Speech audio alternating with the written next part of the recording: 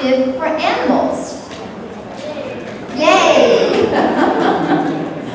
And it's really important because it's all about giving a voice for the animals because they can't speak for themselves. And the law doesn't even recognize them as sentient beings, worthy of their own rights. So we have to speak for them. And we have some very powerful speakers here who have developed a very powerful voice for the animals. First of all, let me introduce myself. I'm Odette Wilkens, and I'm Executive Director of the Equal Justice Alliance. And our mission is to repeal the Animal Enterprise Terrorism Act.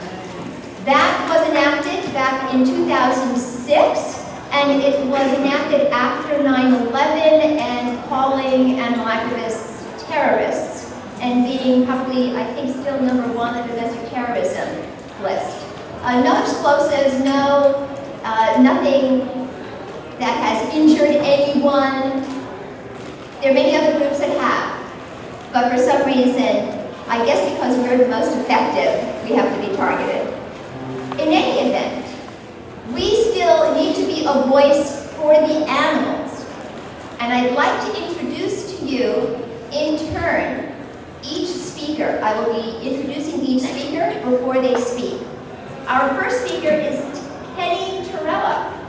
He serves as the Public Policy Outreach Manager for Farm Animal Protection at the Humane Society of the United States. He works on bills to ban the extreme confinement of farm animals and works to stop ag-gag bills, we know all about those, which criminalize factory farm whistleblowers. Prior to working at HSUS, Kenny worked at Mercy for Animals. Please welcome Kenny Torrella.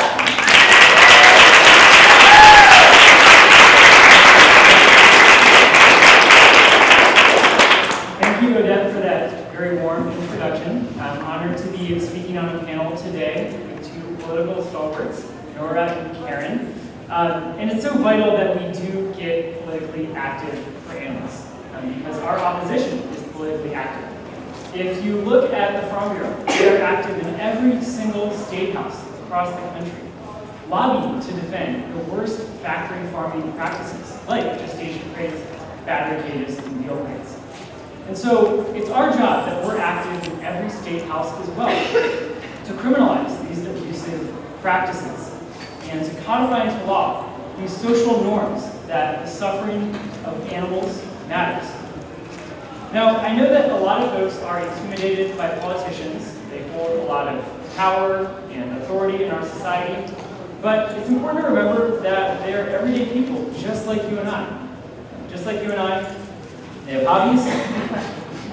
They enjoy a good vegan meal now and then. This is Senator Elizabeth Warren at City Veg in DC. And just like you and I, they have a bad hair day every now and then. Sometimes they have a bad hair day every single day.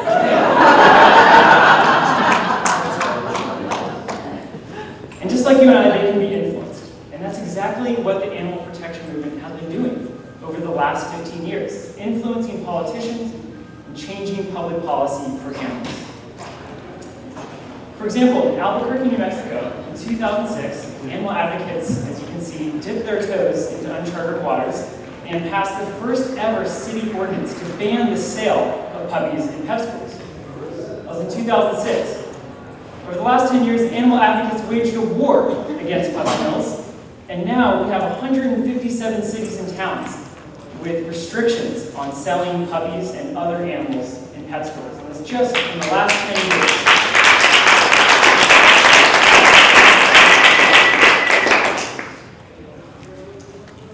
Just recently, a few weeks ago, animal advocates took a bite out of cruelty in Congress and helped to pass TSCA, which is the Toxic Substances Control Act. It regulates industrial chemicals. As many of us know, they are tested, many of them are tested on animals.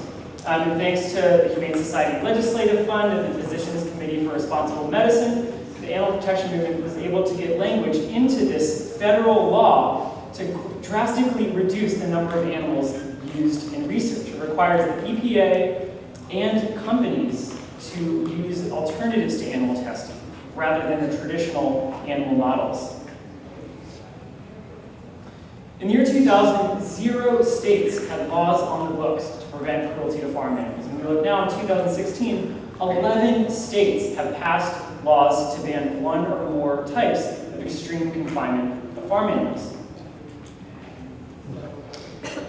And like Odette mentioned, over the last 5 years, more than 30 ag-gag bills have been introduced across the country. And thankfully, most of them stayed as bills because animal advocates quickly galvanized to not just let these bills die, but to kill them. It takes a lot of work to stop bills, and the animal protection movement seized this opportunity and defeated nearly every single one of them.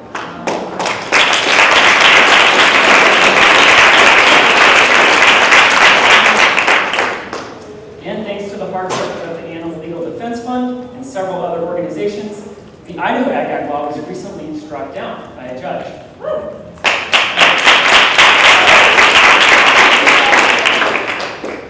So the last 10 to 15 years has shown that as a movement, we can do it. We can roll up our sleeves and we can get politically active in animals and be a political force for animals. But we have a long way to go.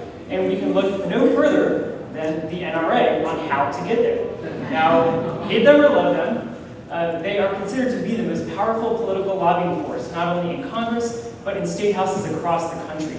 And a lot of people criticize them and say that they just give money to candidates who then vote how they want them to vote. And while that may be true to an extent, they're also incredibly politically active. Slate magazine reported that politicians also fear the activism of NRA members. They're widely believed to be more likely to attend campaign events, ring doorbells, and make phone calls to help their favorite candidates or defeat their opponents. So how do we get there? How do we become a powerhouse political force for animals? There's several different types of advocacy that we can engage in. Lobbying, campaigning, media, coalitions. Now for lobbying, I'm going to leave it up to the expert who are here to go over how to directly lobby lawmakers in your state, in your town, in Congress.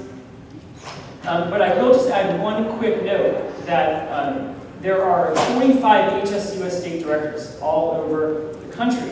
And so if you want to get your feet wet and start lobbying directly to lawmakers, connect with your HSUS state director. Come talk with me after this. I'd love to make the introduction. They are real experts, not only on these issues, but they're experts on the state houses that they work in. Now first, campaigning. Last year in Arizona, the Arizona State Legislature passed a terrible bill. It would have greatly weakened protections for farm animals, removing farm animals from the cruelty code. And the Humane Society of the United States and several other animal protection organizations leapt into action and engaged in a number of different tactics to defeat this anti-animal bill that passed in Arizona. Our last chance was to get the governor, Governor Ducey, to veto this bill. And one of the things that we did was phone banking. We called up thousands of our Humane Society members in Arizona and asked them to call the governor to veto this terrible bill. And it wasn't just organizations that did it. We engaged dozens and dozens of volunteers to do this. And this is something that anyone can do from home. If you want to have an impact in your state or in other states, you can get active with phone banking. Connect with me afterwards. We have a really easy system. We just create an account for you. You log on, a script appears, and you can just dial through number after number and work with people in whatever state that we're working on to take action for animals. So in Arizona, again, we called all of our members, and we didn't know what would happen, how many of them would call. But when all was said and done, thankfully the governor actually vetoed the bill. We had a victory there. And when all was said and done, a journalist reported that 19,000 calls and emails came into the governor calling on him to veto this anti-animal bill. Can anyone guess how many calls he got asking him to sign this bad bill? Any guesses? Okay, 100. He only got 3. Good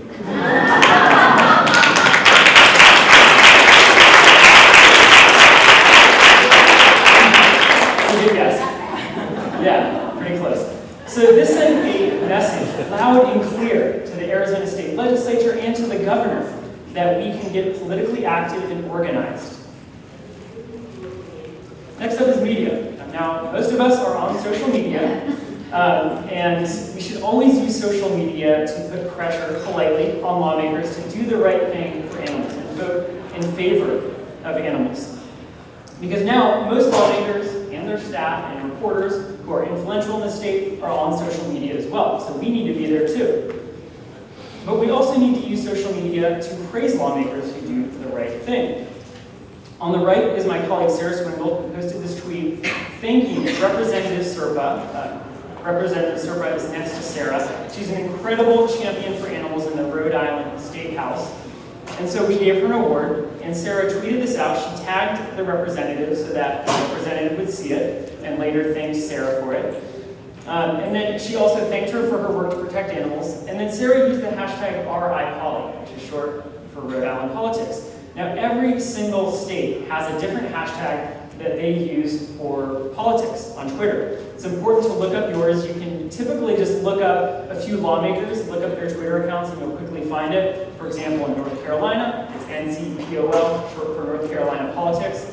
So whenever you're on social media for posting about public policy that affects farm animals, add a hashtag. It can go a long way. Now, whenever anyone looks at #RIPolly, during that week when people looked at #RIPolly, they saw animal advocates standing side by side with one of the most powerful representatives in Rhode Island.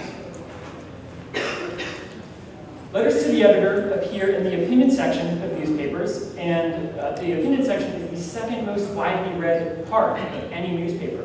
So getting your letter to the editor printed can reach a huge audience. But beyond just reaching a lot of people, it's also free advertising.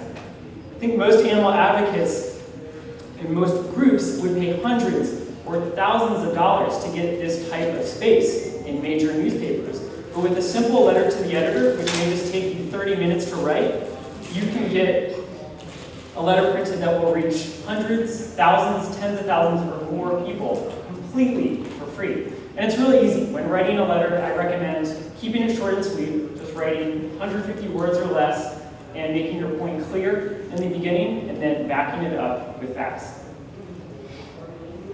Lastly is coalition building. It's vital that as a movement, not only in public policy, but in our everyday lives, that we build diverse coalitions. That we're not just stuck in our bubble of animal advocates. And this was illustrated greatly in the fight to stop ag-gag in all the states that I mentioned earlier. At first, it just started out as a few animal protection groups, but it blossomed into a national movement of groups who are working on workers' protections, on free speech, on food safety, working with farmers, working on the environment. You name it, groups were lining up to fight ag-gag. And so in all these groups, we may not align with them on every single issue, on every single part of what we're working on, but it's always important to find the common ground and work together and go further that way. So all of these campaigns that I've been mentioning have been won by individuals. In fact, we have one in the room here today, Amy from Arizona, if you want to stand up.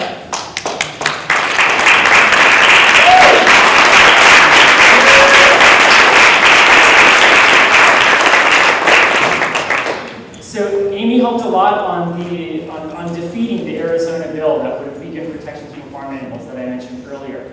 But this here is Shayna Coben. So Shayna is a veterinary technician in Rhode Island, but she spends much of her free time lobbying, writing letters to the editor, making phone calls, getting friends and family to make phone calls, to put pressure on lawmakers and to thank lawmakers who do the right thing in Rhode Island.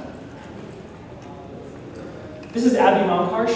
She lives in Boston, and she works at an animal hospital. And a few months ago, she happened to just stumble upon the campaign to get a ballot question in Massachusetts this November to ban the extreme confinement of farm animals.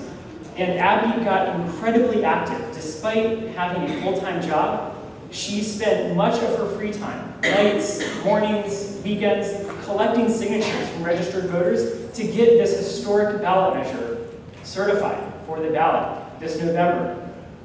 It was an incredible feat, and Abby was one of the top signature gatherers on the entire campaign. She got 4,000 signatures, which required countless hours out in the heat and cold and rain. And I know we have several signature gatherers in the house here. One of them is Zach Detine. Zach, if you want to stand up. I didn't know Zach.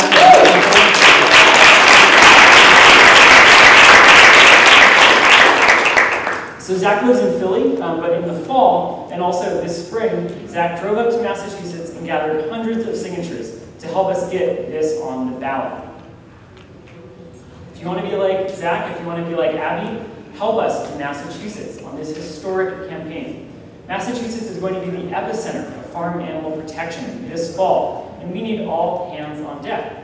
So what this means is that when voters in Massachusetts step into the voting booth and they vote for the next president, they're also going to be voting on abolishing battery cages, on abolishing gestation crates and veal crates. And we need everyone on board. If you live in Massachusetts or if you live in New England, you can come and knock on doors with us. If you don't, you can help out from anywhere. Like I mentioned earlier, you can help by phone banking. From the comfort of your own home, you can call hundreds and hundreds of voters and have a real impact on the outcome of this election. You can be like this guy and advocate for chickens over the phone no matter where you are. To do that, sign up at citizensforfarmanimals.com/volunteer or come talk with me afterwards. It's really easy, and again, you can do it from anywhere, anytime this fall. So ultimately, it's up to us to all get politically active. Animals, they cannot testify, they cannot lobby, they can't write letters to the editor, they can't make phone calls.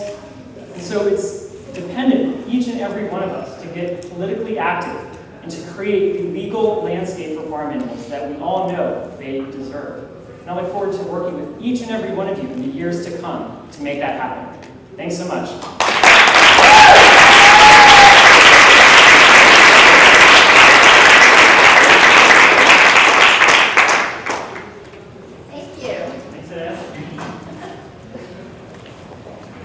Thank you, Kenny. That was fantastic. And he talked about, as a movement, we can do it. But he also talked about how each one of us, individually, can make it happen. And now we can see, even more so, how one